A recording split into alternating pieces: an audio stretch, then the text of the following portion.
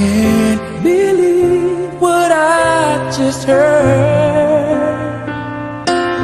Yes, tama nga mga bossing, hindi ka nagkamali at hindi ka makakapaniwala pag nalaman mo talaga 80k lang. What? 80k? Yes, 80k lang mapapasayo na napakagandang 2016 manual transmission gasoline engine na super loaded ang setup Hyundai Ion na ito. So ayun, bago ka mag-judge, bago mali ang iyong mamarites, pakinggan mo muna ako. Hindi to flooded car, hindi to nabangga, walang ka-issue-issue ang makina nito. Ang kailangan mo lang manood at tapusin ang ating video para malaman mo at hindi mali-mali ang malaman mo marites. So ano pa hinihintay mo? Tapusin mo hanggang dulo para malaman mo kung paano mapasayo ang napakaganda sasakyang ito.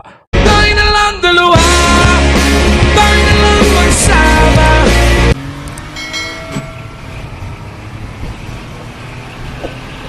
Nandiyan ka pa rin. Interesado nga talaga. Umpisa na kagad natin. Tingnan mo naman, yung paglight na yan, accessories yan, napakaganda. At ayan, yung panghila, pagka tumiri ka, pero siguradong hindi kayo titirik, kaya accessories lang yan. Isama mo na rin yung mga headlight na LED yan. At eto pa yung racing yan, na pampano para hindi ka mag-overheat. Pero accessories lang naman kaya huwag kang mag-alala. So goods naman yan. At eto yung pinaka-the best sa lahat, ang banana type wiper. Ayan, yung wiper na yan, sigurado kahit gano'ng kalakas ang ulan, hindi ka mabubulay sa mga ulan na tumatalsik sa inyong windshield.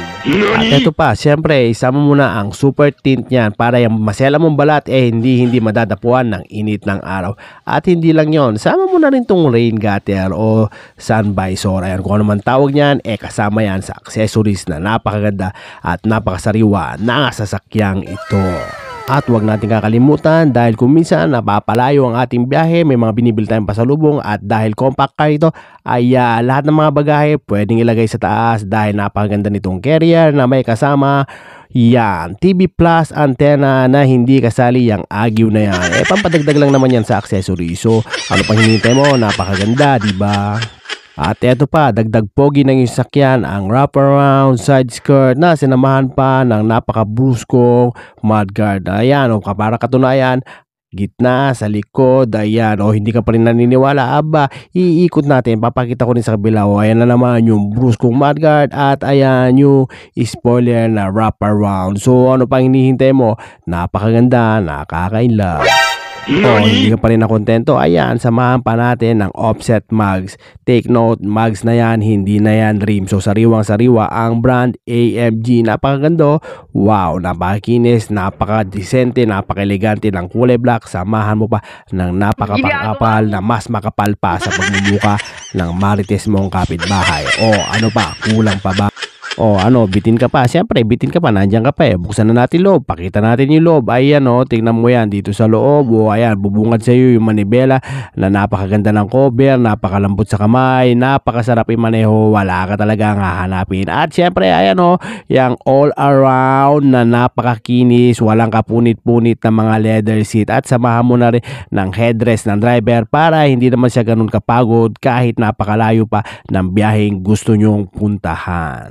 Alam ko, isa ka rin may issue may takip na yung dashboard niyan, sira-sira na yung dashboard niya. Baka nagkakamali ka, baka pagbukas mo rito, magugulat ka na lang. Sariwang-sariwa yan kasi hindi naman dinikit nung owner dati, kaya maayos na maayos. Ginawa lang talagang protection para hindi mainitan at maging sariwa ang dashboard. So ayun, wala ka na talagang ireklamo, wala ka nang masasabi.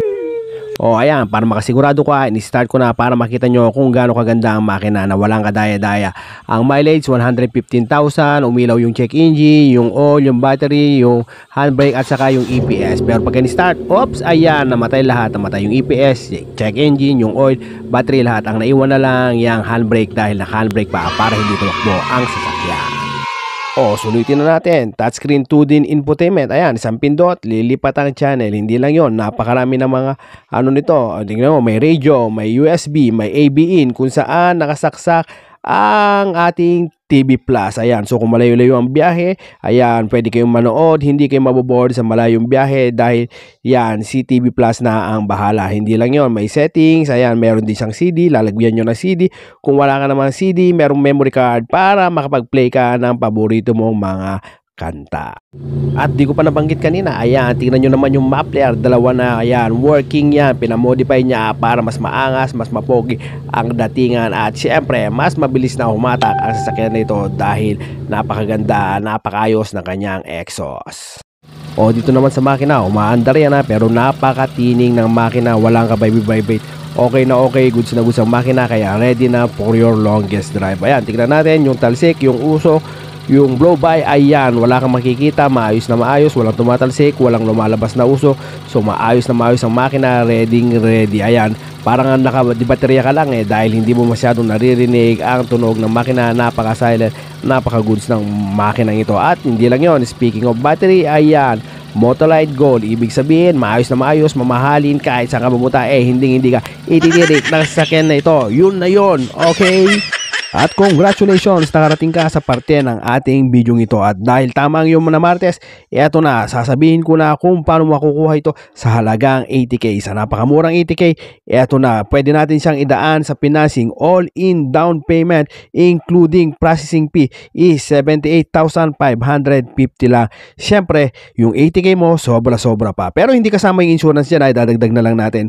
Pag kukunin mo ng 1 year, 16,225 ang monthly mo. Pag 2 years, 8,979. Pag 3 years, 6,689. At pag 4 years, 5,913. Pero pagka cash payment ka naman, super whopping, super mura na 230k lang. At pagka cash buyer ka, very much negotiable yan. Napakalaki na ibibigay ko dahil mas prefer ko talaga pagka cash payment ang ating buyer. So ayun, maraming salamat sa panood. At syempre, shoutout tayo sa lahat ng mga bayani natin dyan, OFW, lalong-lalo na sa Saudi, yan, sa Riyadh, sa Italy, at syempre sa Hong Kong. Shoutout sa inyo kay Ma'am Meg Balala na bumili ng ating adventure na galing Hong Kong. Maraming salamat po sa pagtitiwala kay 8GB Pep Talk. At muli, syempre, hanggang dito na lang tayo mga Pep Talk. God bless everyone, mabuhay ka hanggang gusto nyo. Ang inyong lingkod po ay lagi nagpapaalala na pagkakukuha kayo ng mga second hand car, mas mainam na kumuha kayo ng inyong mapagkakatiwalaang mekaniko. Dahil syempre,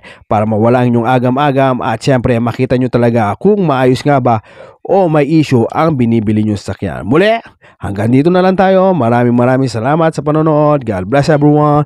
Mabuhay ka hanggang gusto mo. Bye-bye!